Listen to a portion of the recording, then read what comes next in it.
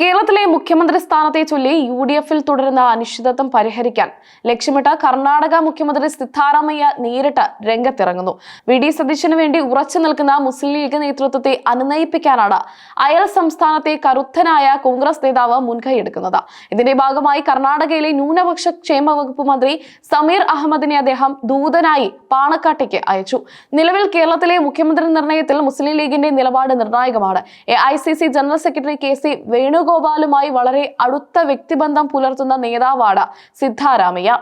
ഹൈക്കമാൻഡിന്റെയും KC വേണുഗോപാലിന്റെയും താല്പര്യങ്ങൾ സംരക്ഷിക്കുന്നതിനായി സിദ്ധാരാമയ്യ നടത്തുന്ന ഈ രാഷ്ട്രീയ നീക്കം UDF വൃത്തങ്ങളിൽ വലിയ ചർച്ചയായിട്ടുണ്ട്. മന്ത്രി സമീർ അഹമ്മദ് പാണക്കാട്ടത്തെ ലീഗ് നേതൃത്വവുമായി രഹസ്യ ചർച്ചകൾ നടത്തിയതായാണ് വിവരം. അനുനയ നീക്കങ്ങളുടെ ഭാഗമായി ചില സുപ്രധാന വാഗ്ദാനങ്ങളും കർണാടക മുഖ്യമന്ത്രി മുന്നോട്ട് വെച്ചിട്ടുണ്ട്. കർണാടക നിയമസഭയിൽ ബാംഗ്ലൂർ KMCC-യുടെ നേതൃത്വത്തിലുള്ള ഒരാളെ MLC ആക്കണമെന്നതാണ് ഇതിൽ ഏറ്റവും ശ്രദ്ധേയം. ഇതാദ്യമായാണ് അയൽ സംസ്ഥാനത്തെ രാഷ്ട്രീയ പദവികൾ കേരളത്തിലെ ഭരണപ്രതിസന്ധി പരിഹരിക്കാൻ ചർച്ചയാകുന്നത്. കഴിഞ്ഞ ദിവസം മുസ്ലിം ലീഗ് മലപ്പുറം ജില്ലാ അധ്യക്ഷൻ പാണക്കാട് അബ്ബാസ് അലി ശിഹാബ് തങ്ങൾ കർണാടകയിലെത്തി സിദ്ധാരാമയ്യയെ നേരിട്ട് കണ്ടിരുന്നു. കാസർഗോഡ് നിന്നുള്ള നിയുക്ത MLA കല്ലട്ര മാഹിൻ ഹാജിയും അദ്ദേഹത്തോടൊപ്പം ഉണ്ടായിരുന്നു.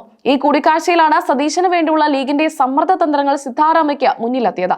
അന്ന് നടന്ന സംഭാഷണങ്ങളുടെ കൂടുതൽ വിവരങ്ങൾ പുറത്തു വന്നിട്ടില്ലെങ്കിലും കേരളത്തിലെ രാഷ്ട്രീയ സാഹചര്യം സിദ്ധാരാമയ്യ വിശദമായി ചോദിച്ചറിഞ്ഞതായാണ് സൂചന.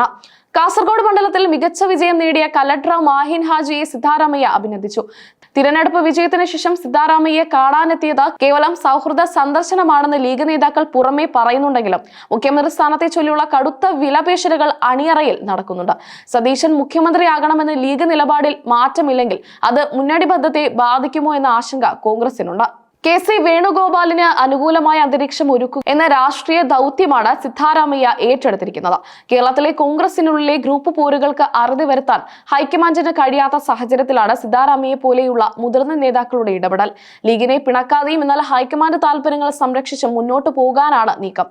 ബാംഗ്ലൂർ KMCC-ക്ക് കർണാടകയിൽ രാഷ്ട്രീയ അംഗീകാരം നൽകുന്നതിലൂടെ ലീഗ് നേതൃത്വത്തെ സ്വാധീനിക്കാമെന്നാണ് കോൺഗ്രസ് കണക്കുകൂട്ടുന്നത്. 10,000-കണക്കിന് മലയാളികൾ താമസിക്കുന്ന കർണാടകയിൽ ലീഗിന് ലഭിക്കുന്ന ഈ രാഷ്ട്രീയ നേട്ടം കേരളത്തിലെ രാഷ്ട്രീയ നിലപാടുകളിൽ അയവ് വരുത്താൻ സഹായിക്കുമെന്ന് സിദ്ധാരാമയ്യ കരുതുന്നു. എന്നാൽ ഇതിനോട് ലീഗ് ഉന്നതാധികാര സമിതി എങ്ങനെ പ്രതികരിക്കുമെന്നത് കണ്ടറിയണം. മുഖ്യമന്ത്രി പദത്തെ ചൊല്ലി കോൺഗ്രസിനുള്ളിൽ ഗ്രൂപ്പ് പോര് മുറുകുന്നതിനിടെ മുസ്ലിം ലീഗിന്റെ നിലപാട് ഓരോ മണിക്കൂറിലും നിർണായകമാവുകയാണ്. വി.ഡി. സതീശന് വേണ്ടി ലീഗ് ബാരിക്കേഡ് കെട്ടി നിൽക്കുന്നത് ഹൈക്കമാൻഡിന് വലിയ തലവേദനയാണ്. ഈ ബാരിക്കേഡ് പൊളിക്കാനാണ് സിദ്ധാരാമയ്യ തന്റെ വിശ്വസ്തനായ മന്ത്രിയെ നേരിട്ട് കേരളത്തിലേക്ക് നിയോഗിച്ചിരിക്കുന്നത്.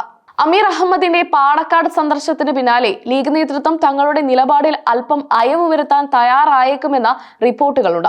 എങ്കിലും ഭരണം ലഭിച്ച സാഹചര്യത്തിൽ അർഹമായ പരിഗണനയും തങ്ങൾ ആഗ്രഹിക്കുന്ന വ്യക്തി മുഖ്യമന്ത്രി സ്ഥാനത്ത് വരണമെന്ന നിർബന്ധവും ലീഗ് ഉപേക്ഷിച്ചിട്ടില്ല.